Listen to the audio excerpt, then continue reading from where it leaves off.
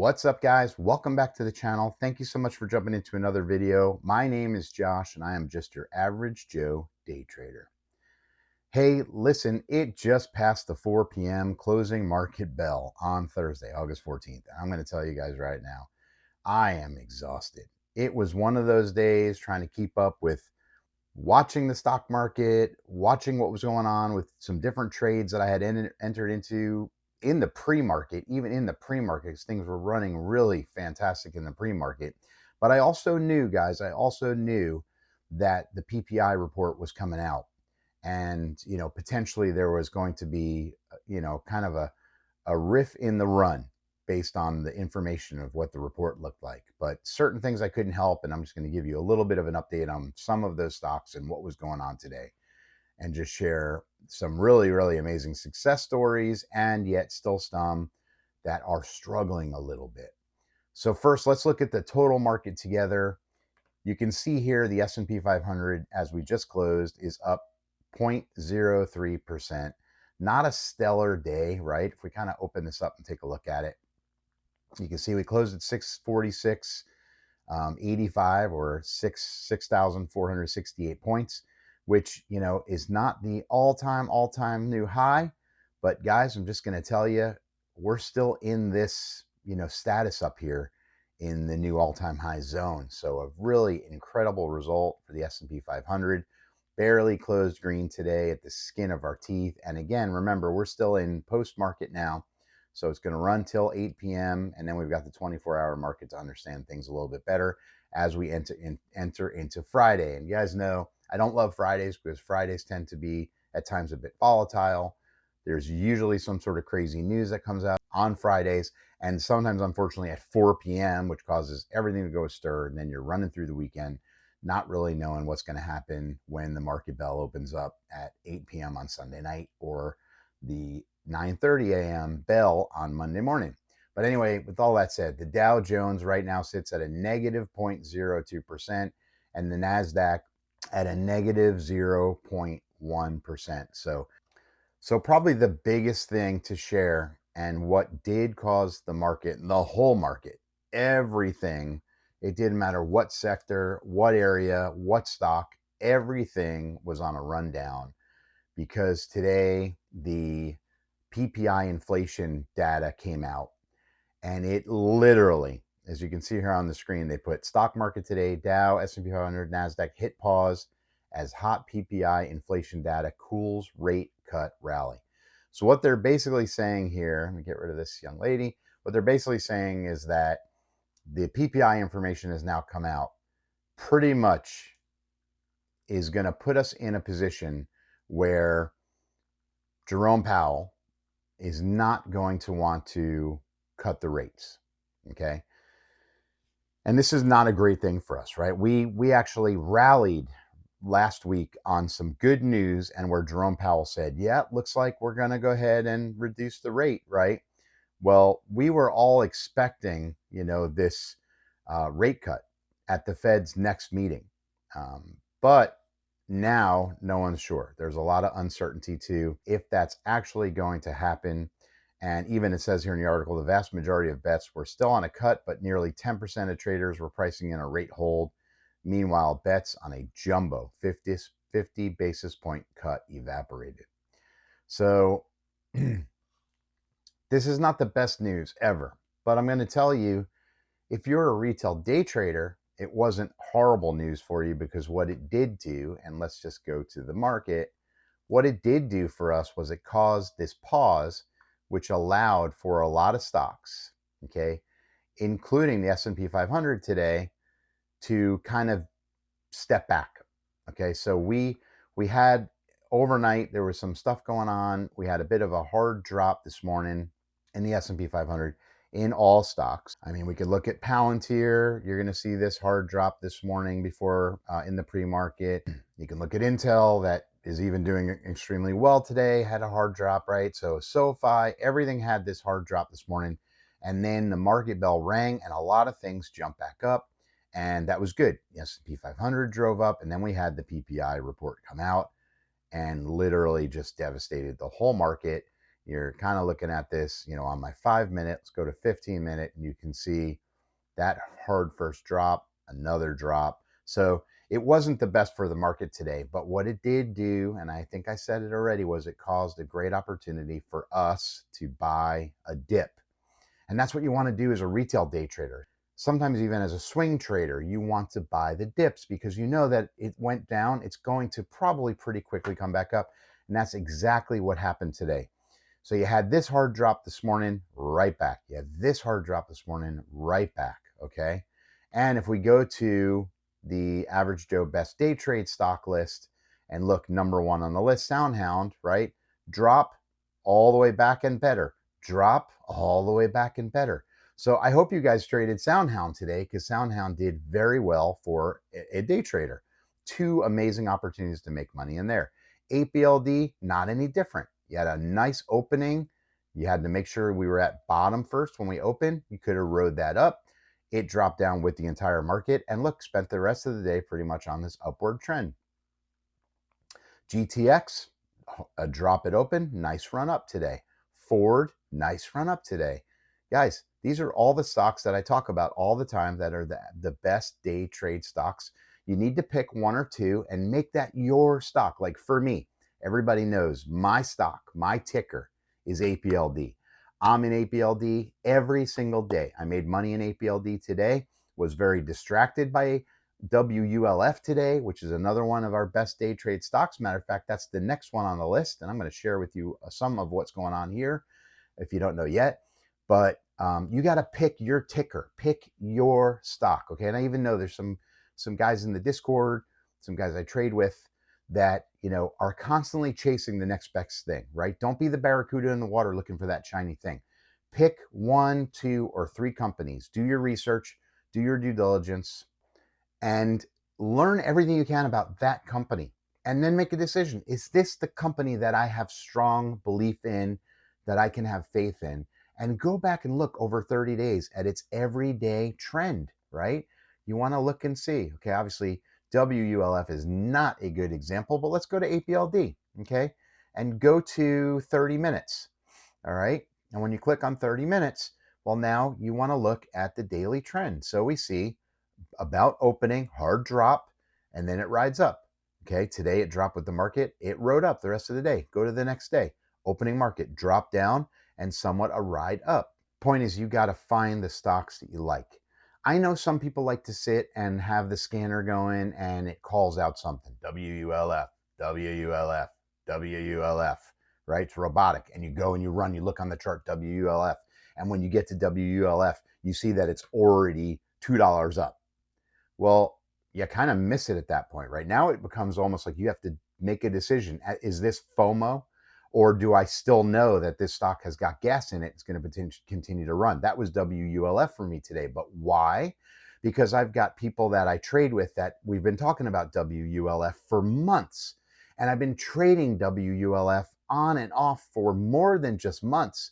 Probably the last 8-10 months, I've been trading WULF as a day trade stock, making money in it as often as I trade it. Not every day, but when I see it's going to have its good runs, I'm in and out of it and I make money.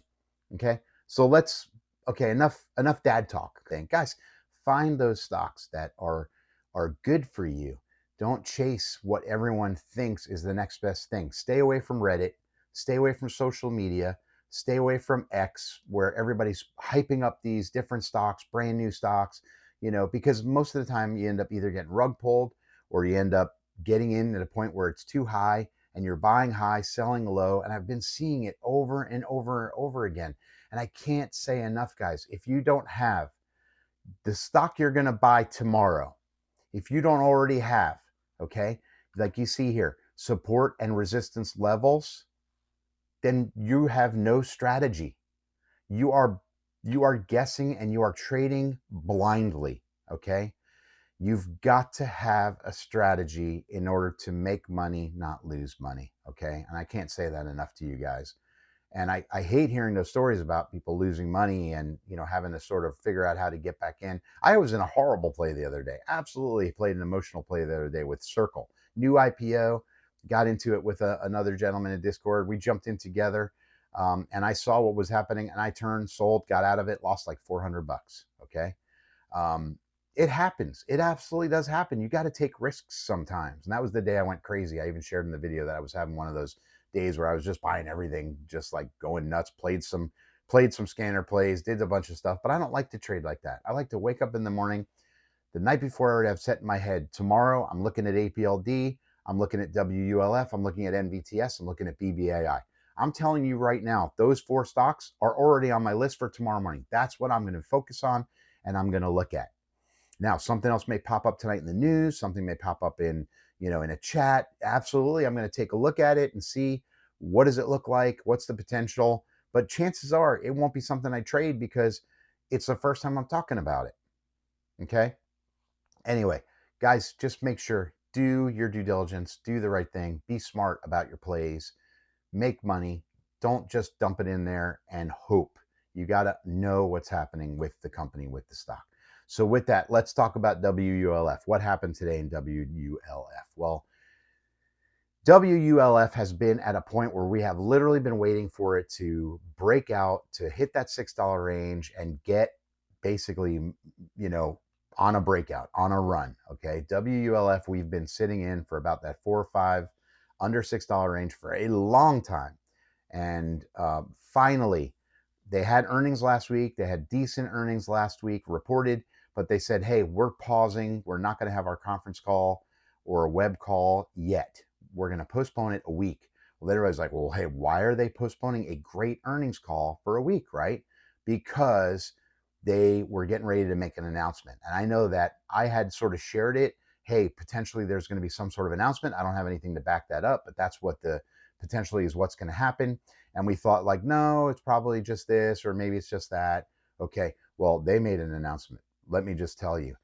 All right, so WULF, WULF, which is TeraWulf, basically signed a multi-year, multi-billion-dollar agreement to provide up to 200 megawatts of compute power to an AI cloud provider.